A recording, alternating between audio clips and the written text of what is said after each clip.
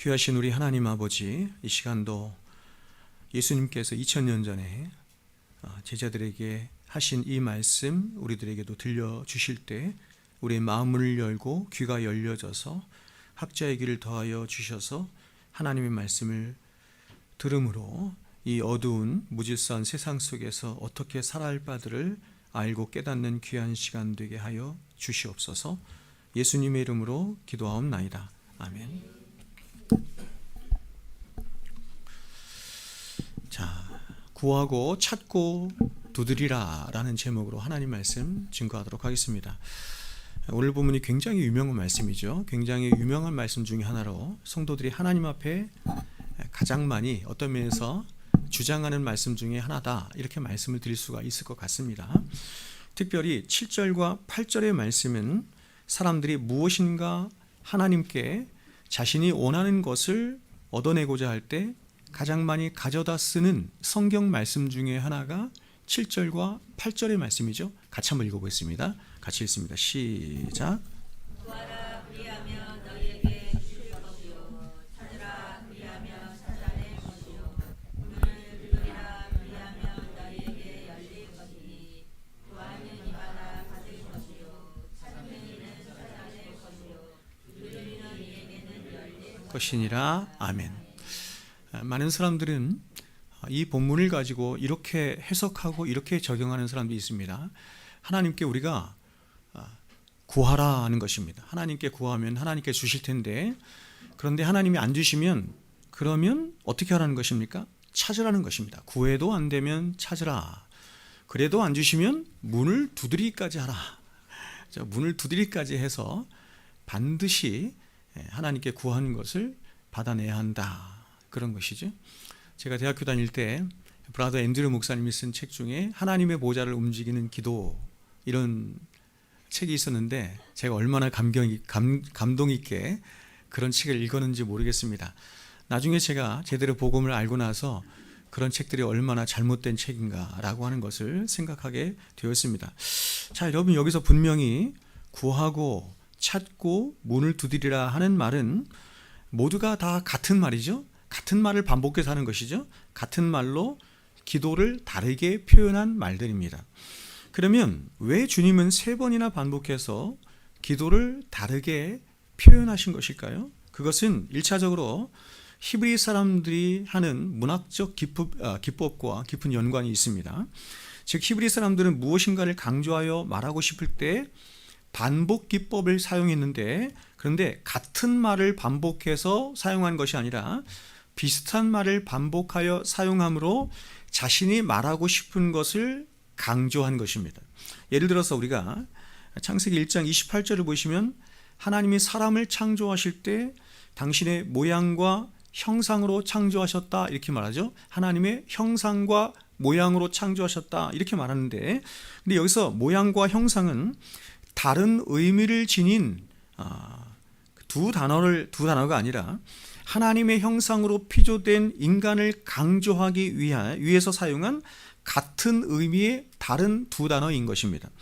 마찬가지로 지금 주님이 구하고 찾으라, 두드리라 하시며 무려 3번에 걸쳐서 기도에 관해서 말씀하시는, 이 반복해서 말씀하시는 것도 바로 성도된 저와 여러분들에게 이 기도라고 하는 것이 얼마나 중요하고 얼마나 절대적인 문제인가라고 하는 것을 강조하여 말씀하기 위한 것입니다.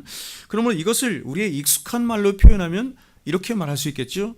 기도하라, 기도하고 또 기도하라, 기도하고 또 기도하라, 이렇게 말씀하신 것입니다. 그리고 이 세 동사들은 다 시제적으로 보면 현재형으로 되어 있습니다. 그런데 히라버에서 현재형은 어떤 행동의 반복적인 습관이나, 그렇죠, 이 반복된 어떤 행동을 말하는 것입니다. 그러니까 구하고 찾고 두드리라 라고 하는 기도를 주님께서 어떻게 한다고 말씀하시는 것이냐면 바로 이렇게 숨을 쉬듯이 그렇게 습관적이고 반복적으로, 혹은 밥을 먹듯이 그렇게 늘 해야 하는 것이 바로 기도다라고 하는 것을 주님께서 말씀하시는 거예요. 그런데 우리가 여기서 구하라, 찾으라, 문을 두드리라 할 때 이 구하고 찾고 두드리라 라고 하는 말씀이 가장 1차적으로는 우리가 바라고 소망하는 어떤 것을 하나님께 구하고 요청하는 그런 간구의 요청을 의미한다라고 할 수 있겠으나, 그렇죠? 이것을 무시하진 않습니다. 있겠으나, 그러나 이 말씀이, 이 본문에서 말씀하는 이 말씀의 더 본질적인 진의는, 혹은 문맥적인 더 바른 의미는 이러한 간구 이상에 바로 하나님이 저와 여러분에게 하나님께서 주시기를 원하는 가장 좋은 것이 있어요. 가장 좋은 것, 혹은 가장 절대적이고 가장 긴급한 것, 그것을 구하라라고 하는 의미에서, 그것을 위하여 기도하라라고 하는 의미에서 이 기도를 3번이나 반복해서 말씀하신 것이다, 이렇게 말씀을 드릴 수가 있습니다. 그래서 주님은 이러한 요청을 말씀하신 후에 11절을 보시면 이렇게 말한 거예요. 너희가 악한 자라도 좋은 것으로 자식에게 줄 알거든 하물며 하늘에 계신 너희 아버지께서 구하는 자에게 좋은 것으로 주시지 않겠느냐, 이렇게 말씀하신 것이죠. 그러니까 저와 여러분의 아버지 되신 하늘 아버지는 저와 여러분에게 가장 좋은 것을 주시기를 원하셔서 그것을 우리가 하나님을 향해서 구하기를 원하시는데, 그런데 그것이 무엇이냐면, 하나님은 우리에게 가장 좋은 것을 주시길 원하는데 그 가장 좋은 것이 무엇인가 하면, 같은 평행구절 누가복음을 보면 그것을 성령이라고 말씀하신 거예요. 성령이다, 이렇게 말하는 거예요. 그러므로 여기서 주님이 구하고 찾고 두드리라 하신 것은 바로 산상수훈 전체의 주제이자 산상수훈 전체를 관통해서 흐르고 있는 바로 하나님의 나라를 오게 하고 하나님의 나라를 누려받게 하며 그 하나님의 나라를 실현할 수 있도록 하는 그 유일한 근거가 되는 어떤 것이죠. 여러분, 그게 뭐였어요? 예수 그리스도의 십자가의 공로로 말미암아 발생된 하나님의 의죠. 그 하나님의 의에 대한 요청이자 그 하나님의 의를 저와 여러분 안에서 실제적으로 효과 있게 하시고 적용시켜 주시는 분, 바로 성령님에 대한 요청이자 간구라고 할 수 있는 거예요. 좀 어려울 수 있는데 잘 들어보십시오. 그러므로 우리가 이 말씀을 바로 이해하기 위해서는 바로 우리 주님께서 산상수훈 전체를 통해서 계속해서 비교 대조하여 말씀하시는 바로 바리새인과 서기관들로 대변되는 무슨 의예요? 율법의 의죠. 인간의 의, 사람의 의와 그리고 그것과 반대되는 정반대되는 그리스도 안에 발생된, 예수 그리스도의 십자가 위에서 발생된 하나님의 의라고 하는 이 두 가지 맥락 속에서 이 본문을 살펴야 이 본문을 정확하게 볼 수가 있는 거예요. 이 본문만 이렇게 딱 때려떼서 전체적인 맥락과 상관없이 보면은 그냥 하나님이 기도하라 보다 하나님께 좋은 것을 주시나, 이렇게 생각할 수 있는데 그 정도의 의미가 아니란 말이에요. 자, 여러분, 우리가 지난 여러 시간을 통해서 살펴본 것처럼 바리새인과 서기관의 의, 그러니까 산상수훈은 바리새인과 서기관의 의로 대변되는 인간의 의와 십자가에서 발생된 하나님의 의가 계속해서 비교 대조하면서 우리들에게 말씀하는 거예요. 그러면 바리새인과 서기관의 의는 어떤 의였습니까? 그것은 이들이 옳은 것을 알기는 알아요. 바리새인과 서기관의 의, 혹은 우리 안에 있는 우리의 의예요. 인간이 추구하는 사람의 의라고 하는 것은 옳은 것을 알기는 알아요. 그런데 그 옳은 것으로 어떻게 하냐면 남을 정죄하고 남을 비판만 할 뿐 자기 스스로에 대해서는 옳게도 하지 못해요. 자기 스스로를 옳게도 하지 못할 뿐만 아니라 남도 옳게 만들 수 없는, 그래서 다른 사람의 눈에 있는, 그 앞에 있는 말씀이죠. 다른 사람의 눈에 있는 작은 티 하나는 빼내지도 못하면서 자신 눈 안에 있는 들보는 보지 못한 채 오히려 하나님을 향해서 진노만 쌓는 그런 거짓되고 부패하며 무능력한 의가 바로 바리새인의 의인 거예요. 여러분, 율법이라고 하는 것은, 법이나 율법이라고 하는 것은 죄를 정죄하고 죄를 죄로 드러나게 할 뿐 그 율법 자체로는 사람을 고치거나 사람을 교정시키거나 사람을 항복시키거나 사람을 구원할 수 없어요. 이것이 율법이 가지고 있는 한계입니다. 율법은 아주 좋은 거예요. 율법은 우리의 실체를 드러내는 것이기 때문에 너무나 좋은 것이지만, 그러나 그 율법이 우리를 고치거나 우리를 항복시키거나 우리를 구원에 이르도록 하지는 못해요. 그런 실력은 없어요. 그래서 주님이 6절에서 이렇게 말한 것입니다. 보세요.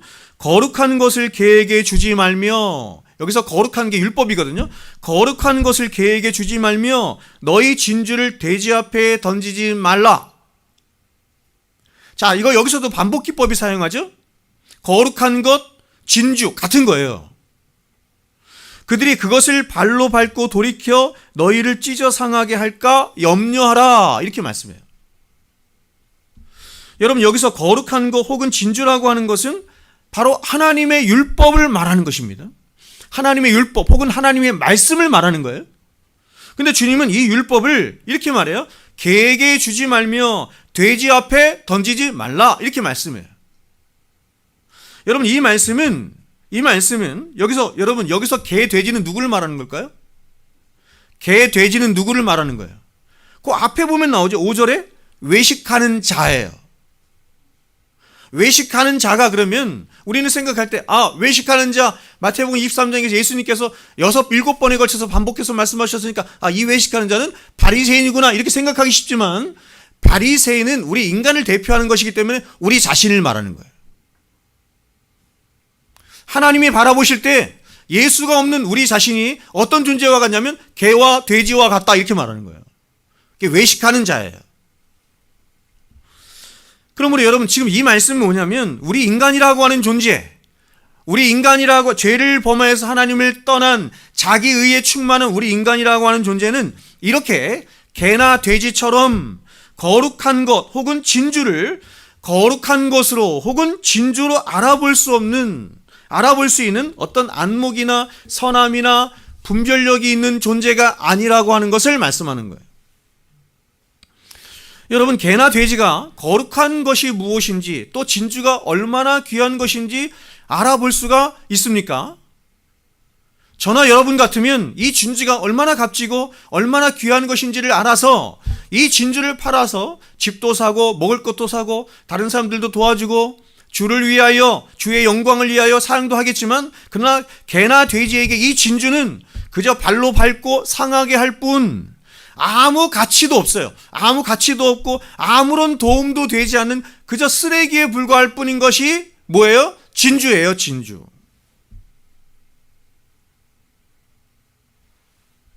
그렇다면 개나 돼지에게 진주를 던지지 말라, 개나 돼지에게 진주를 던지지 말라 하시는 말씀은 개나 돼지를 향해서 개나 돼지를 경멸하고 미워하라는 말씀입니까?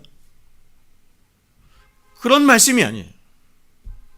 이 말씀은 진주를 알아보지 못하는 개나 돼지에게 지금 당장은 그들에게 필요한 것은 진주가 아니라 그들이 원하는 어떤 먹을 것과 같은 것이 먼저 필요하다라고 하는 전제적인 말씀이 여기 포함되어 있는 거예요. 자, 여러분, 우리는 이러한 사실을 예수님의 생애를 통해서 얼마든지 보고 기독교 수천 년의 역사를 통해서 끊임없이 보는 것입니다.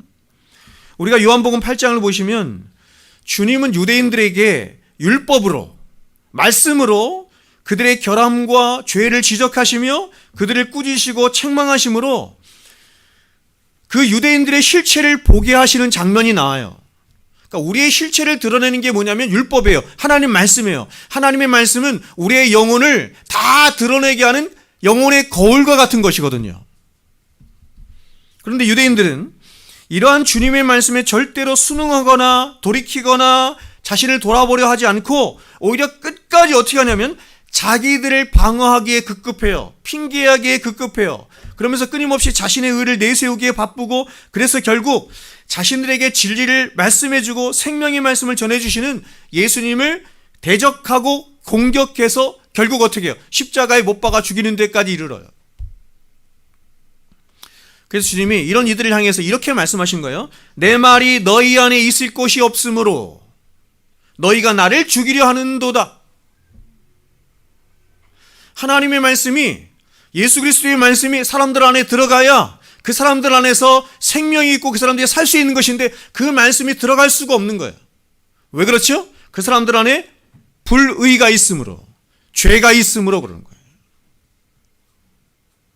그러니까 여러분들이 쉽게 알아듣기 쉽게 말하는 것은 그냥 죄가 있으므로 이렇게 말하지만, 이것을 좀 더 궁극적으로 바르게 표현하는 것은 불의 혹은 불경건이 있으므로 이렇게 말하는 거예요. 여러분, 이것이 죄된 우리 인간들의 실제이자 본성이라고 지금 성경이 말씀하는 겁니다. 즉 로마서의 표현대로 하면 아까 말씀드린 것처럼 타락한 인간들은 자신 안에 있는 이 아세베리안 불경건과 불의로 말미암아 자신의 진짜 실체를 보는데 계속해서 실패해요. 하나님 앞에서 자신의 실체를 봐야 구원의 시작이 되는 것인데, 자신 안에 있는 불경건과 불의로 말미암아서 자신의 진짜 실체를 보지 못해요. 오히려 그런 자신들의 실체를 보게 하고 깨닫게 하는 진리를 대적하고, 진리를 어떻게 하냐면 로마서 1장에 의하면 카데코한대요. 끌어내린다 이렇게 말을 해요. 일부러 끌어내린대요. 자, 여러분, 이러한 일은 우리가 우리의 삶 속에서, 특별히 사람들과의 관계 속에서도 얼마든지 쉽게 경험하는 바입니다. 그렇죠? 그래서 많은 목사님들이 이것이 두려워서 말씀을 잘 못 전하기도 하는 거예요.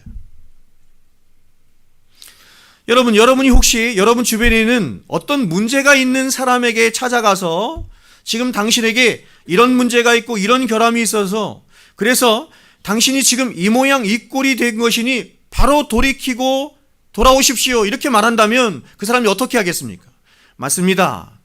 당신 말이 참으로 옳습니다. 그렇게 수긍하며 돌이킵니까? 그렇지 않습니다. 이게 인간의 본성이에요.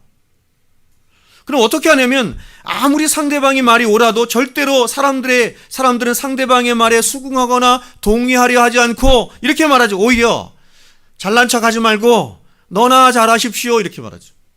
잘난 척하지 말고 너나 잘하십시오 이렇게 말을 하죠. 그러므로 우리는 이렇게 자기의와 자기 자신심으로 가득 차 있는 사람들에게 이렇게 직접적으로 율법을 가지고 충고를 하거나 율법으로 정죄하는 일을 해서는 안 되는 것입니다. 삼가해야 하는 것입니다. 그럼 어떻게 하냐면 그 사람이 그 말을 들을 수 있을 때까지 가만히 기다려주고 이해해주고 그 사람의 자리로 내려가서 함께 고통을 나누어 줌으로 그 사람의 마음을 풀어주는 게 먼저 중요한 거예요. 쉽게 말해서 그 사람의 마음과 중심이 하나님의 말씀이 들어갈 자리가 생길 때까지, 하나님의 말씀을 들을 수 있을 때까지, 다시 말해서 성경의 표현대로 하면 가난하고 애통한 심령이 될 때까지 오랜 시간 기다려주고 섬겨주고 사랑해 주어야 하는 것입니다.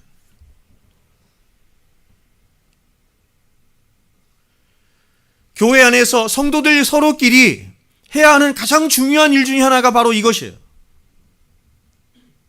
물론 여러분 강단에서는 여러분에게 아주 선명한 말씀을 전할 것입니다. 그럼 내려가서는 약하고 굉장히 다양한 사람들이 있기 때문에 그렇게 하면 안 되고 그 사람들이 그 말씀을 잘 받아들일 수 있을 때까지 참아주는 거예요. 기다려주는 거예요. 섬겨주고 사랑해주는 것입니다. 여러분 우리 안에 개나 돼지가 있대요. 개나 돼지가 있는 이상 우리는 절대로 진주를 알아볼 수 없어요. 진주를 담을 수가 없어요. 그저 그 진주를 발로 밟고 상하게 하며 더 나아가서 그 진주를 주는 사람을 공격하고 상하게 할 뿐입니다. 그래서 우리가 마태복음 27장을 보면 주님이 이제 십자가에서 달려 죽으시는 장면이 나오는데 거기서 주님은 요한복음 8장과는 전혀 다른 행보를 보이세요. 요한복음 8장에서는 율법을 가지고 사람들을 정죄했어요. 바리새인들을 정죄했어요.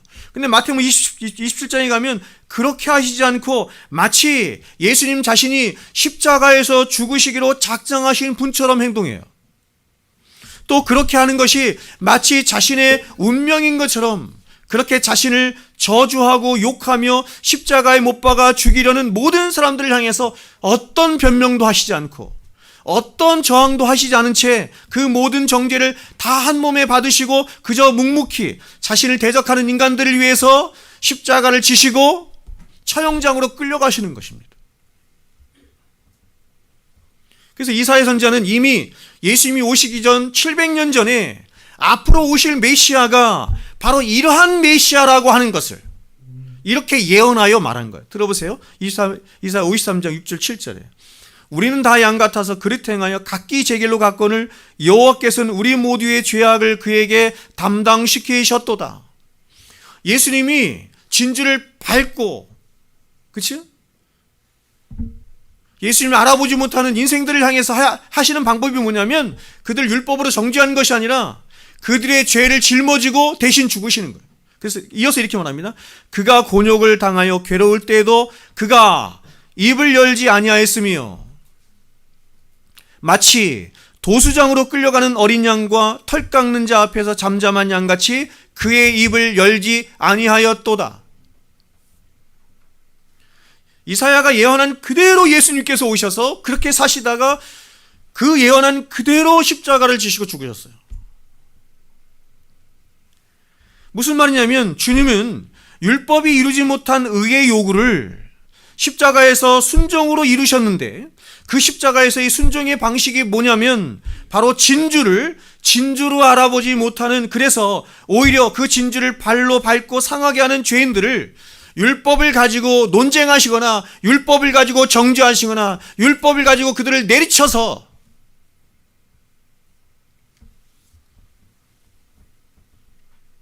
그렇게 하신 것이 아니라 오히려 그 진주된 자신을 팔아서 그들의 양식이 되게 하시고 피가 되게 하심으로 그 주님의 살과 피를 먹은 죄인들로 하여금 전혀 새로운 존재가 되도록 하셔서 이제 더 이상 율법을 질받고 율법을 무시하는 존재가 아니라 이제 그 율법을 얼마든지 기쁨으로 환영하고 사랑하며 순종하는 진짜 생명이 있는 자가 되게 하실 뿐만 아니라 더 나아가서 이제 율법으로 정죄하고 판단함으로 자신과 다른 사람들을 죽이고 심판하는 존재가 아니라 오히려 하나님의 의로 말미암아 자신도 살고 다른 사람들로 살리는 바로 예수 그리스도의 피로 말미암은 작은 예수들이 되게 하셨다, 이렇게 말하는 거죠. 그래서 주님이 이렇게 말씀하신 거예요. 요한복음 6장 53절에서 예수께서 이르시되 내가 진실로 진실로 너희에게 이르노니 인자의 살을 먹지 아니하고 인자의 피를 마시지 아니하면 너희 속에 생명이 없느니라. 자, 여러분, 이 말씀을 우리가 일반적으로 성찬과 연결시켜서 말하지만 오늘 본문의 말씀과 그대로 연결되는 말씀인 거예요. 무슨 말씀이냐면 예수님은 진주를 던지기 위해서, 사람들에게 진주를 던지기 위해서, 즉 우리를 율법으로 정죄하시거나 설득하시기 위해서 우리에게 오신 것이 아니라 바로 진주 대신 당신 자신을 팔아서 우리의 양식으로 내어주시기 위해서 오셨음을 말씀하는 거예요. 그래서 너희가 진주된 나를 먹고 마시지 않으면 나와 상관이 없다, 이렇게 말씀합니다. 그래서 여러분, 우리가 구약의 선지자들을 보면 이 선지자들은 바로 예수님을 예표하는 자들이죠. 그건 아시죠? 구약의 선지자들은 다 예수님을 예표하는 거예요. 그래서 이미 구약에 있는 선지자들은 앞으로 예수님이 이 땅에 오셔서 어떻게 사시고 어떻게 고난당하시고 어떻게 죽으실 것인지를 이미 그들이 전한 예언의 말씀을 통해서 뿐만 아니라 그들의 삶을 통해서도 이미 예표했어요. 그래서 모두가 다 한결같이 그들이 어떻게 살았냐면 그들이 전하는 그 말씀 때문에 백성들로부터 핍박과 조롱을 당하고 대적을 당했습니다. 누구하고 똑같아요? 예수님하고 똑같죠. 그리고 결국 어떻게 되냐면 예수님이 십자가의 죽음으로 나아가셨던 것처럼 그들 또한 순교의 잔으로 나아가요. 구약에 있는 선지자들이 다 순교하죠.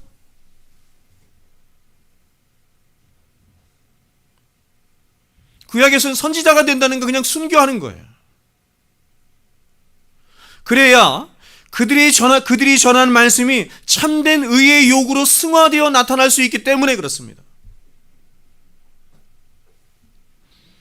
그러므로 여러분, 주님의 뒤를 쫓아가는 교회와 성도들 역시도 마찬가지인데, 이렇게 예수님처럼 십자가를 지지 않고 또 자신 스스로를 불태워서 사랑함으로 내어주지 않으면 생명을 살릴 수 있는 어떤 참된 의도 이루어낼 수가 없는 거예요.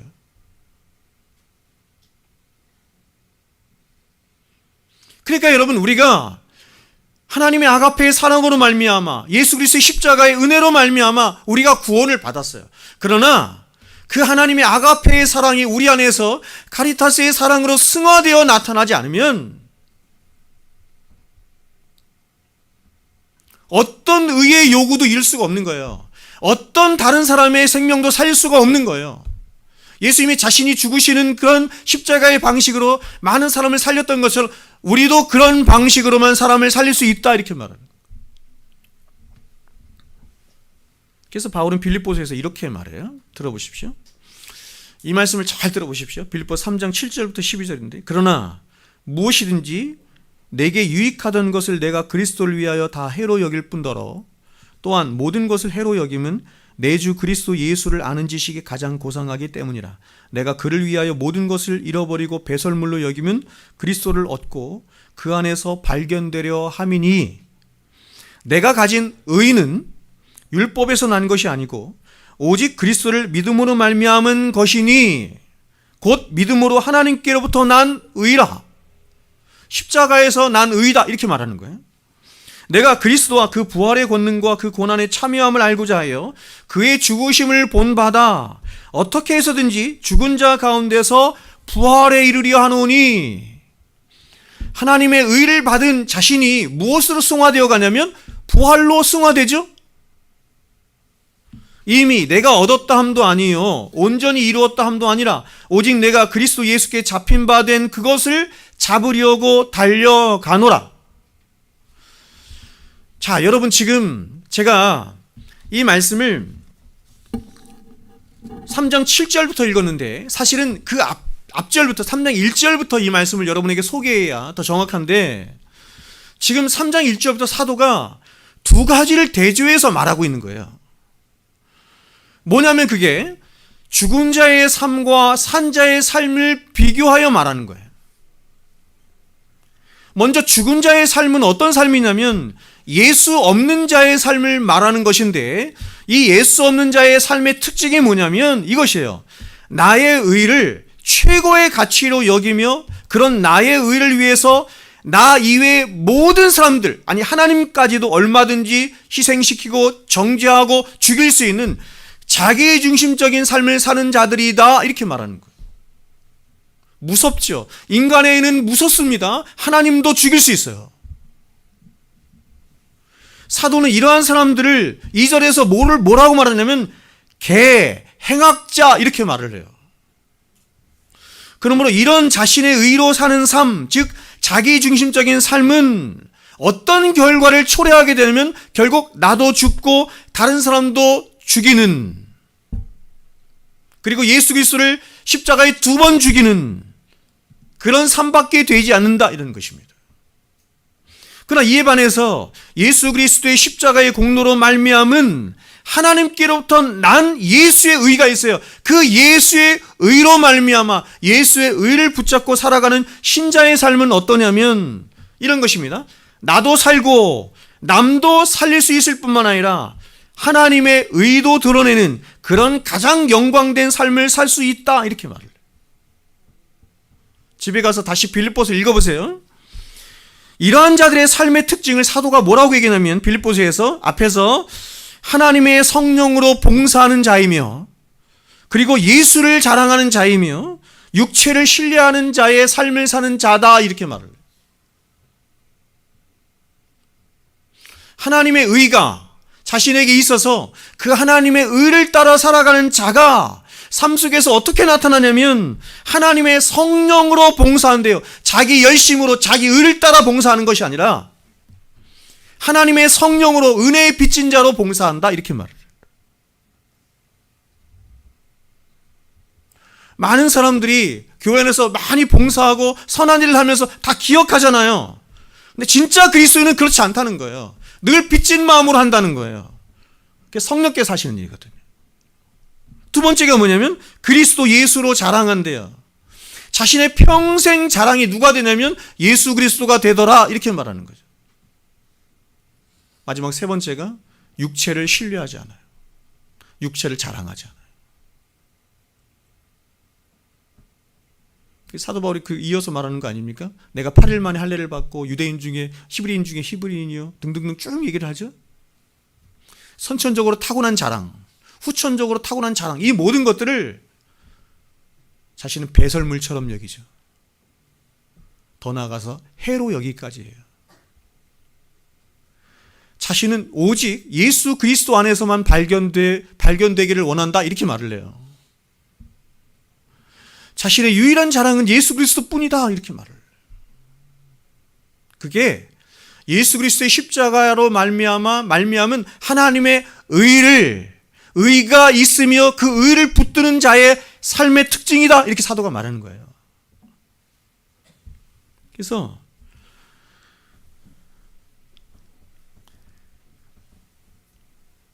바울은 이 하나님의 의를 모두를 다시 살리게 하는 이 부활신앙과 연관시켜서 말하고 있는 것이며, 그래서 자신은 그 부활의 권능과 그 고난에 참여하기 위해서 끊임없이 무슨 일을 하냐면 자기 자신을 부인하며 주님의 죽으심을 본받는 삶으로 나아가겠다 이렇게 말하는 거예요. 그리스도의 중요한 특징이죠. 자기 부인의 삶, 주님의 죽으심을 본받는 삶, 이게 부활신앙을 가진 하나님의 의가 있어서 그 하나님의 의로 말미암아 부활신앙을 가진 자의 삶의 특징이에요. 그래서 9절 중반부터 보면 다시 보면 이렇게 말을 해요. 내가 가진 의는 율법에서 난 것이 아니요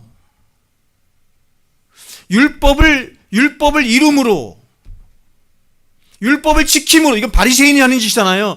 바리새인처럼 그렇게 율법에서 난 의가 아니라는 거예요. 오직 그리스도를 믿음으로 말미암은 것이니 곧 믿음으로 하나님께로부터 난 의라. 예수 그리스도의 십자가 위에서 발생한 하나님께서 주신 의다 이렇게 말하는 거예요. 내가 그리스도와 보세요. 그 부활의 권능과 그 고난에 참여함을 알고자 하여 그의 죽으심을 본받아 어떻게 해서든지 보세요. 죽은 자 가운데서 부활에 이르려 하노니. 부활에 이르려 한다는 것은 이 부활신앙에 이르려 한다 이렇게 말하는 거죠. 정확하게 말하면. 그러므로 여러분, 오늘 주님이 구하고 찾고 문을 두드리려 하신 것은 바로 이런 맥락 속에서 우리가 우리의 일평생의 삶을 진정으로 구하고 찾고 두드려야 할 것이 무엇인지를 말씀하고 있는 것이며, 또한 이렇게 하나님의 의로 인한 부활신앙으로 자신도 구원하고 다른 사람의 생명도 살리며 그리고 하나님의 의도 드러내는 삶이야말로 세상에서 가장 고결한 삶이자 가장 가치로운 삶이라고 하는 것을 말하는 것이고, 그리고 이러한 삶은 오직 성령의 역사로만 가능한 것이다 라고 말하는 거예요. 그러면 여러분, 지금 산상수훈 전체가 말씀하고 있는 성도의 삶은 바로 예수님이 십자가에서 이루셨던 바로 그 하나님의 의를 이루는 삶, 즉 바울의 표현을 빌려 말하면 나도 살고 다른 사람도 살리고 하나님의 의를 드러내게 하는 부활신앙으로 거듭나게 하는 삶을 말하는 거예요.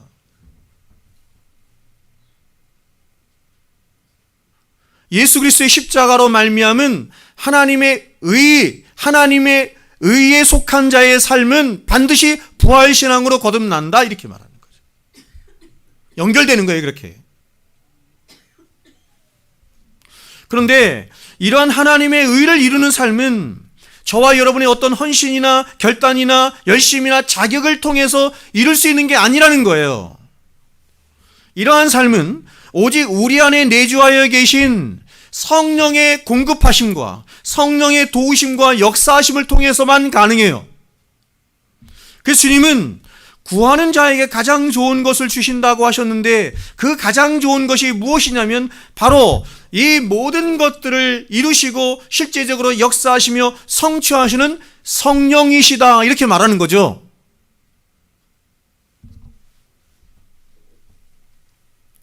이해하셨죠? 그래서 가장 좋은 게 뭐냐면 성령인 거예요.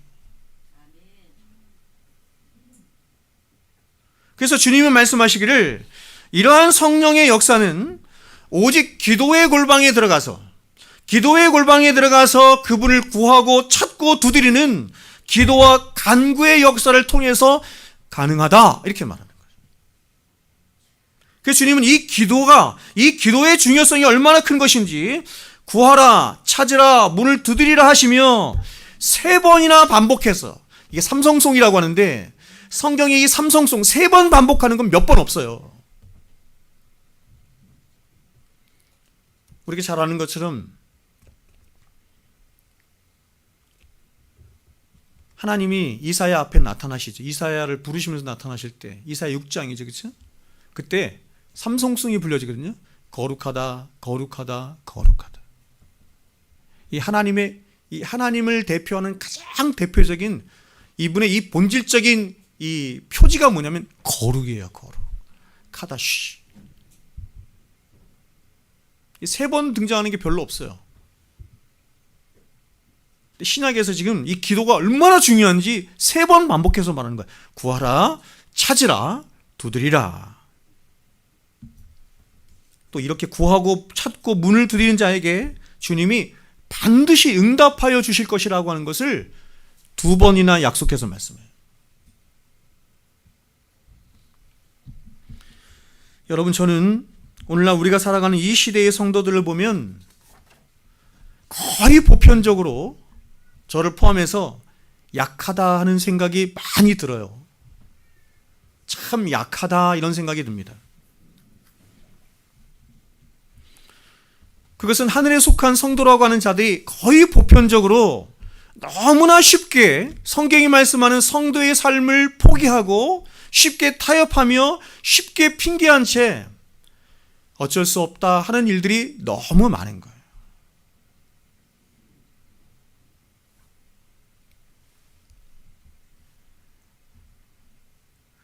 실제적으로 하나님의 말씀을 하나님의 말씀으로 믿고 그 하나님의 말씀을 따라 순종하려는 의지를 가진 사람들이 교회 안에 많지 않은 것 같아요.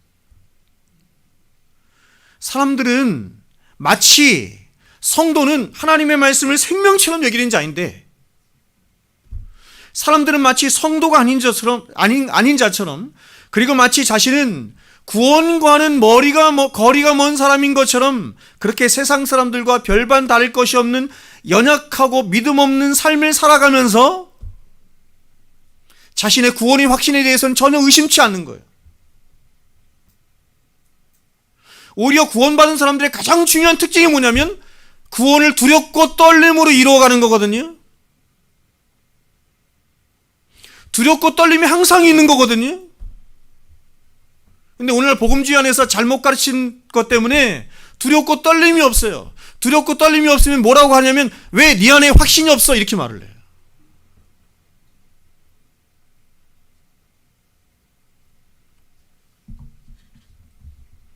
이 세속주의가 낳은 이 복음주의의 완전히 왜곡됨이에요. 이렇게 된 큰 이유 중에 하나가 뭐냐면 이게 기도에 있습니다. 이렇게 된 가장 큰 이유 중에 하나가 뭐냐면 그것은 성도라고 하는 자들이 바로 이 지상에서 누릴 수 있는 모든 하늘의 복과 위로와 능력과 특권들의 유일한 통로가 되게 하는 이 기도의 초대에 언제부턴가 응하지 않기 때문이에요. 과거 30년 전, 40년 전, 50년 전에 비해서 현격하게 기도하지 않습니다. 현격할 정도로 기도하지 않아요. 기도의 양으로만 따지면 제가 생각할 때 10분의 1도 안 되는 것 같아요. 기도의 골방이 열려서 그 기도 가운데 부어주시는 하나님의 은혜와 능력이 무엇인지를 알고 또 하나님을 그 기도 가운데 기쁘시게 만나는 일들이 있어야 그때 비로소 성도의 참된 능력의 삶이 무엇이고 또한 예수를 믿는 그 예수를 믿는 맛이 어떤 것인지를 알고 깨달아 누릴 수 있는 것인데, 사람들은 그 위대하신 하나님을 만나는 귀한 골방의 이 초대의 자리에 수많은 핑계들을 일삼으며 가지 않는 거예요.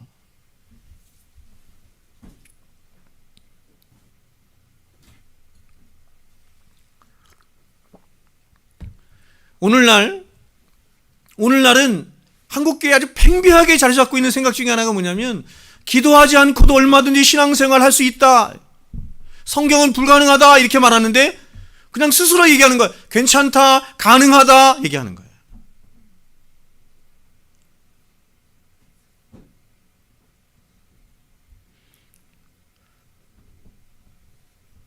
이 모든 것의 가장 큰 잘못은 목사들에게 있어요. 왜냐하면 목사들이 기도를 안 하니까. 오늘 어떤 교회들은 새벽 기도도 하지 않아요.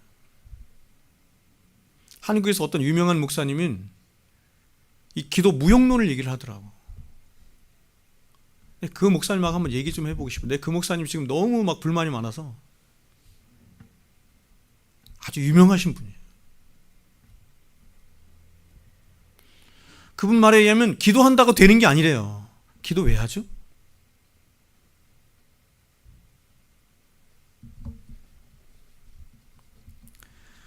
여러분, 오늘날 마귀가 현대의 성도들로 하여금 기도를 하지 못하도록 하는 가장 대표적인 핑계가 뭡니까? 바빠서 못한다는 것입니다. 바빠서 못한다는. 삶이 너무나 바빠서 기도할 시간도, 기도할 여유도, 기도할 힘도 없대요. 그러나 여러분, 저와 여러분의 평생에 바쁘지 않고 분주하지 않았던 적이 언제였습니까? 또 혹시 바쁘지 않았던 때라도 있을라 치면 사람들은 기도하지 않고 쉬기 바쁘고 놀러 다니기 바쁘지 않았습니까? 제가 여러분에게 언젠가 한번 말씀을 드린 것처럼 저는 진짜 그런 성도 한번 봤으면 좋겠는데, 목사님, 제가 평소에 너무 기도를 하지 못해서 이번에 3박 4일 휴가를 내서 기도원에 가기로 했습니다. 그럴 수 있겠어요? 여러분, 옛날 제가 어릴 때는요, 대부분 사람들이 휴가를 다 거기 썼어요.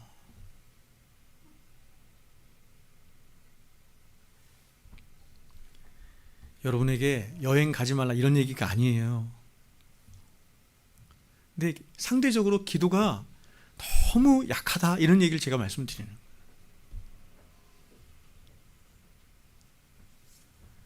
여러분, 이런 말은 마귀가 가장 좋은 말이에요. 여러분, 이러한 우리의 말을 바꾸어야 합니다. 바꾸어야 합니다. 어떻게 바꾸어야 되냐면, 나는 너무나 바쁘기 때문에, 또 너무 할 일이 많기 때문에 기도할 수밖에 없습니다. 기도하지 않고는 살 수가 없습니다 하는 데까지 가야 돼요. 근데 이게 되냐고요. 이게 안 되는 가장 중요한 이유가 뭐냐면 기도의 맛을 못 봤기 때문이에요. 세상과 나는 간 곳 없고 구속한 주만 보이는 그 기도의 자리에, 그렇죠? 그 찬송가 3장 절이 뭐예요? 주님과 함께 밤새워 함께 있고 싶은데 할 일 많아서 나를 가라 하신다. 그러니까 이런 기도의 맛을 모르는 거죠.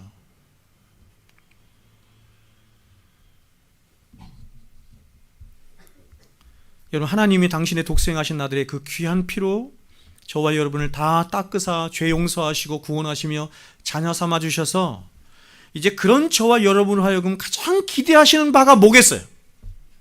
바로 변화된 그 심령을 가지고 무시로 하나님 앞에 나아가서 그 하나님을 찾고 하나님을 구하며 하나님의 낯을 배웁고 하나님과 사귀며 교통하기를 원하지 않으시겠어요?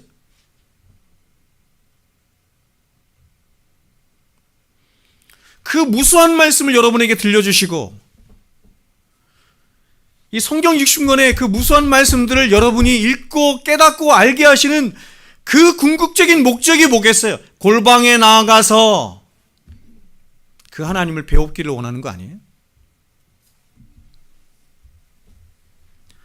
이것은 모든 신실한 성도들에게 하나님이 한결같이 요청하시는 하나님의 최고의 사랑의 요청이자 하나님 앞에 나오는 모든 진실한 성도들의 최고의 복락이자 최고의 특권입니다. 이게 기도예요. 제가 기도는 등골 같다 그랬어요. 사람 등골. 제가 지금 허리가 아파서 복대를 차고 있는데 허리, 등골, 제 등골, 이 등골까지 아프거든요. 무너져요, 무너져. 이게 무너지는 거예요. 누울 수밖에 없어. 이 등골과도 같은 것, 이것이 성도의 신앙생활의 기도다. 제가 이렇게 말씀드릴 수가 있습니다. 근데 여러분, 교회 안에 어떤 성도들은 이런 성도됨의 모든 특권들을 내려놓고 자신의 기도는 마치 하나님이 홀대하시는 것처럼 그렇게 자신의 기도를 홀대하고 자신의 기도에 대해서 불신하며 냉소하는 사람들이 있어요. 내가 기도하면 하나님이 나의 기도를 들어주시겠어? 그래서 저는 목회를 하면서 어떤 성도들이 제게 와서 이런 기도 요청을 하는 것을 많이 들었습니다. 특히 부목사 때 많이 들었는데 이런 것이에요. 목사님은 축복권이 있으니까 목사님의 기도로 저의 가정을 위해서 그리고 저희들의 자녀를 위해서 기도 한번 해주십시오. 그래서 어떤 목사님들은 그 기도 축복기도 한번 해주면서 그 뭡니까? 그 돈 받아내는 걸 뭐라고 해요? 네? 아니 무당이 그 돈 복채, 이 복채 받는 거. 네? 옛날에 그 TV에 나왔던 그 유명한 그 이단, 그 목사 보니까 그게 정해져 있더라고요. 기도 얼마, 안수 얼마, 신방 얼마 이렇게. 그 목사님한테 신방 한번 받으려면, 저도 이제 대형교회 있어봐서 하는데 대형교회 목사님한테 신방 한번 받으려면 월급 나가야 돼, 월급.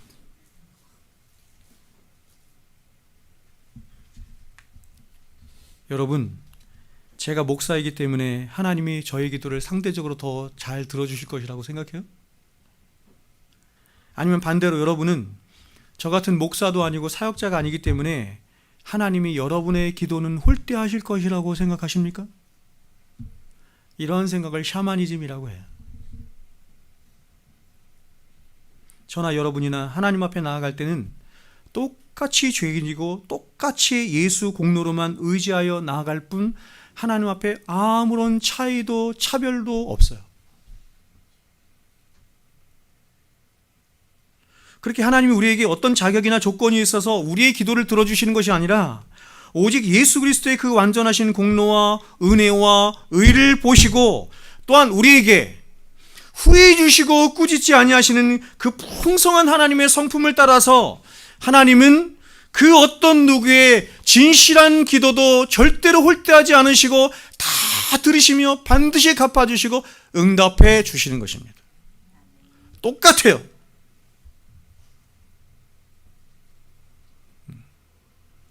제 앞에 와서 머리 디밀면서 기도해 주십시오 이렇게 하지 않으시는데, 아니 그렇게 하시면 제가 기도해 줄 수 있어요. 새벽에 또 기도하고.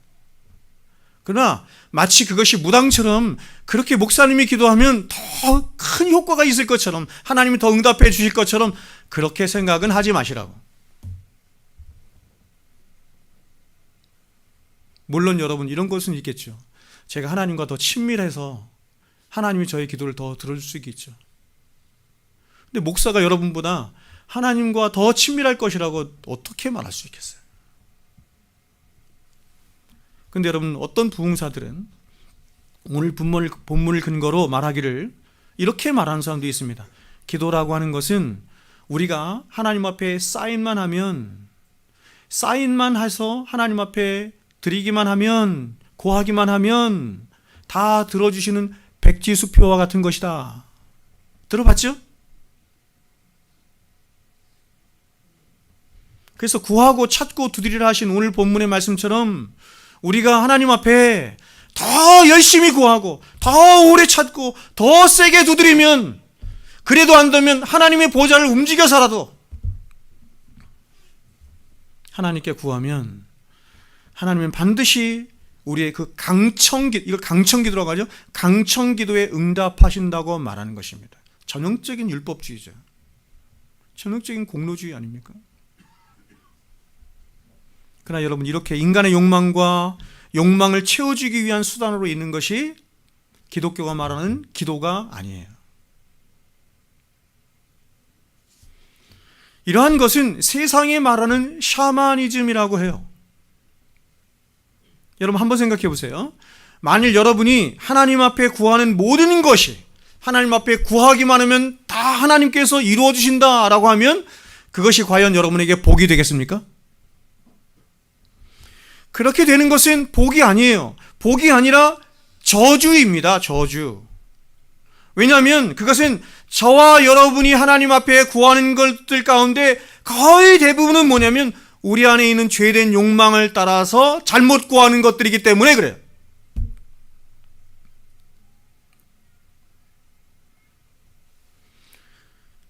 우리가 주기도문을 통해서 살펴보다시피 주님은 이렇게 말씀하셨습니다. 하나님의 이름이 거룩히 여김을 받으시기를 구해라.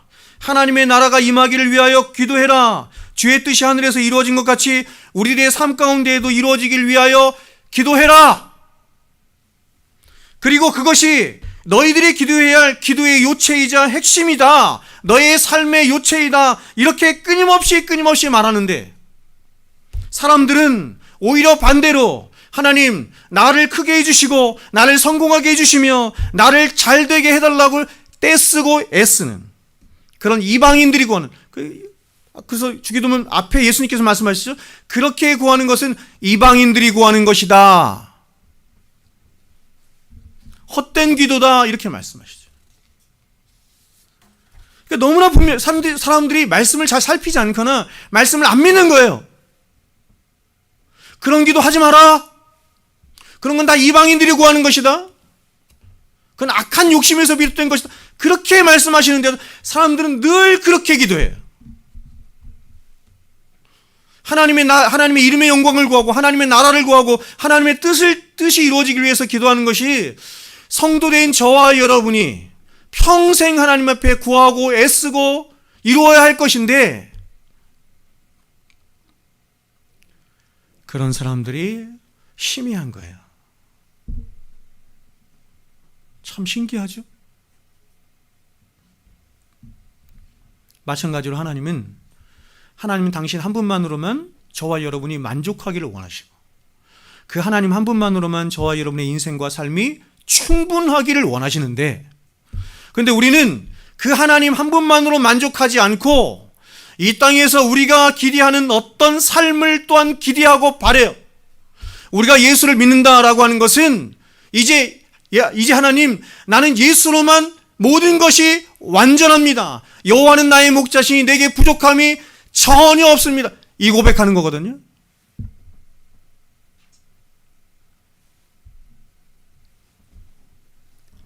그런데 이 땅에서의 어떤 다른 것을 기대하고 바라는 거예요. 그래서 하나님을 향해서 이렇게 말하는 것입니다. 하나님, 내가 원하는 행복은 내가 스스로 설정하고 쟁취할 테니까 하나님 당신은 나를 도와주시기만 하면 됩니다.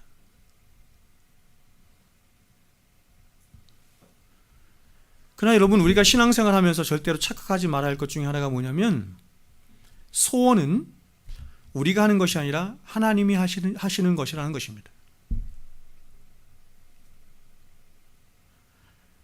소원은 저와 여러분이 해야 할 소원이 어떤 것인지는 이미 예수님께서 우리에게 다 말씀해 주셨어요. 교회들마다 무슨 비전, 무슨 꿈 이런 거 얘기하죠? 그렇지 않아요. 이미 예수님께서는 우리가 평생 살아가면서 구하고 애쓰고 꿈꿔야 할 것이 소원해야 할 것이 무엇인지를 가르쳐 주셨어요. 그걸 뭐라고 그래요? 그게 주기도문이에요. 주기도문을 신자의 사명선언문이라고 해요. 사명선언문. 당신의 삶의 목적이 뭐요? 당신은 어떻게 살기를 원하십니까? 예, 나는 이렇게 살기를 원합니다 하며 내놓는 게 주기도문이에요. 그래서 이렇게 하나님이 소원하시는 것, 하나님이 뜻하신 것이 이루어지는 것을 성경은 역사라고 해요. 하나님이 기뻐하시고 하나님이 뜻하신 바가, 하나님이 소원하시는 바가 시간 속에서, 공간 속에서 이루어지는 것을 역사라고 해요. 또한 바로 이 하나님의 위대한 역사에 동참하여 그 하나님의 뜻이 이루어지기를 구하고 찾으며 일평생 그 하나님의 나라를 위해서 수고하며 헌신하도록 하나님으로부터 부르심을 받은 자들을 성도 이렇게 말하는 거예요. 그들이 성도죠. 그래서 주님이 우리에게 기도를 가르쳐주면서 가장 먼저 하나님을 향한 세 가지 청원을 하도록 하신 거예요. 이게 우리의 인생의 목적이에요. 하나님의 이름이 거룩히 여김을 받기를 원합니다. 하나님의 나라가 임하기를 원합니다.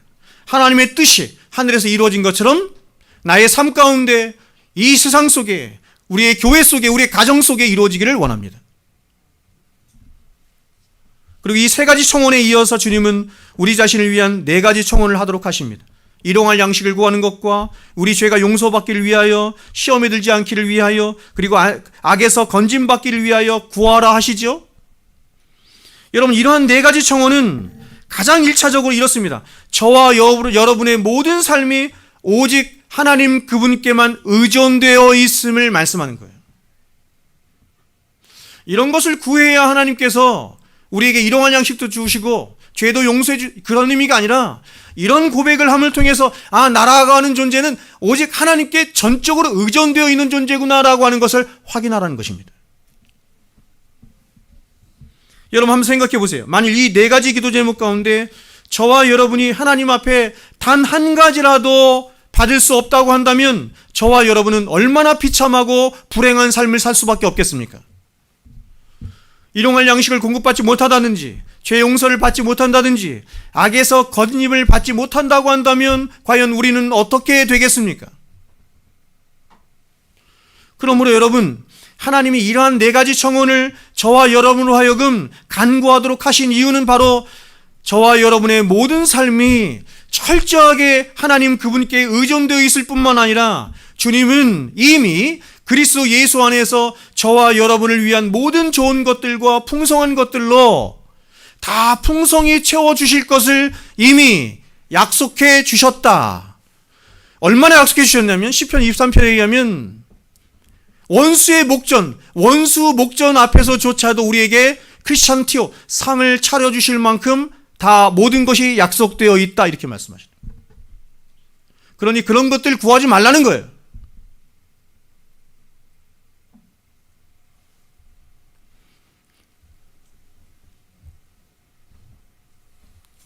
그래서 여러분, 우리는 기도에서 기도가 뭐냐 이렇게 얘기할 때 기도는 이 태평양과 같은 것인데, 우리가 기도를 할 때마다 가장 1차적인 건 뭐냐면 필립 얀시가 그의 책 기도에서 말한 것처럼 하나님의 하나님 되심을 인정하고 고백하고 확인하는 자리예요.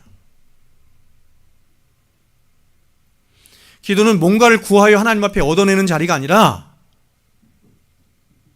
하나님의 하나님 되심을 알고 다시 한번 깨닫고 인정하는 자리.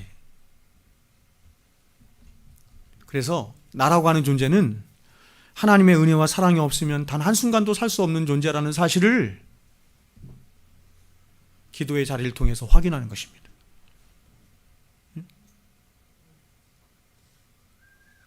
하나님을 의존하지 않고 세상을 의존하여 살도록 우리를 꿰는 게, 그게 뭐냐면 죄예요. 죄가 그렇게 하거든요. 근데 그런 세상을 의지하지 않고 하나님을 의지하지 않도록 우리를 끊임없이 그 하나님의 은혜의 자리로 인도하는 것이 뭐냐면 기도예요, 그게. 그래서 라일이 얘기한 거예요. 기도는 죄를 죽이고 죄는 기도를 죽인다는 말이 여기서 나온 거예요.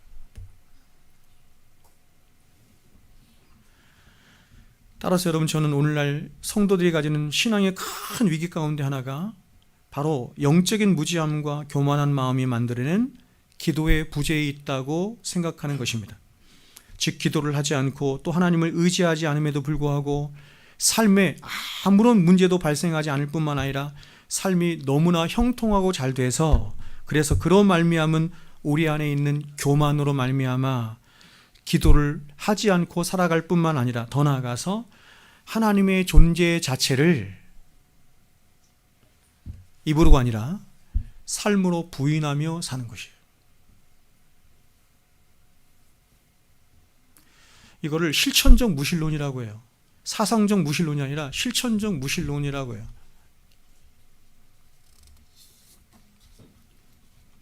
여러분, 우리가 믿는 하나님은 우리 믿는 사람들 뿐만 아니라 믿지 않는 사람들에게조차 생명과 호흡을 주실 뿐만 아니라 일반은총 가운데 이 땅을 살아갈 수 있는 모든 좋은 것들과 풍성한 것들을 다 공급하여 주시는 너무나 귀하시고 복되시고 위대하시며 유일무이하신 하나님이십니다. 그러나 여러분, 우리가 알아야 할 것은 우리가 기도하지 않으면 절대로 이 하나님을 만날 수가 없어요. 우리가 기도하지 않으면 이 하나님을 만날 수도 없고 그 하나님과 사귈 수도 없고 하나님과 교통할 수도 없어요. 제가 여러분에게 늘 말씀드린 것처럼 모든 종교가 다 그것을 바라고 그것을 목적하듯이 모든 인간에게 최고의 복은 뭐냐면 하나님을 만나는 거예요. 하나님의 음성을 듣는 것이고 하나님을 보는 거예요. 청결한 자가 복이 있나니 저는 하나님을 볼 것이, 이게 최고의 복이라고 했죠. 지고지손의 복이라고 했죠. 그 자리가 어디서 이루어집니까? 기도에서 이루어지는 거예요. 기도의 자리에서.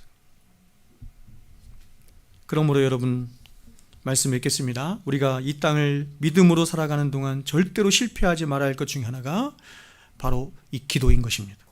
어떤 면에서 여러분이 구원받은 하나님의 백성이라 할지라도 이 기도의 삶에서 실패하고 있다고 한다면 여러분은 신앙생활에 거의 70% 이상을 잃어버린 것이나 마찬가지라고 할 수 있습니다. 왜냐하면 기도는 성도가 이 지상에서 누릴 수 있는 최고의 복락이기 때문에 그렇습니다. 그러므로 여러분, 이제 우리의 입술을 바꾸어서, 우리의 말을 바꾸어서, 나는 너무나 바쁘기 때문에, 나는 너무나 할 일이 많기 때문에 기도를 할 수밖에 없고 기도를 해야만 한다, 이렇게 바꾸었으면 좋겠습니다. 기도를 최우선순위에 놓았으면 좋겠습니다. 여러분, 많은 사람들은 새벽기도가 우리나라에서 시작됐다 이렇게 말하지만 저는 그렇게 생각하지 않아요. 역사상 가장 위대한 신앙을 가지고 있었던 청교도들은 아침에 하나님의 말씀으로 시작했습니다. 말씀과 기도로 시작했는데 말씀과 기도 가운데 자신들에게 감동이 있지 않으면 하루를 시작하지 않았다고 해요.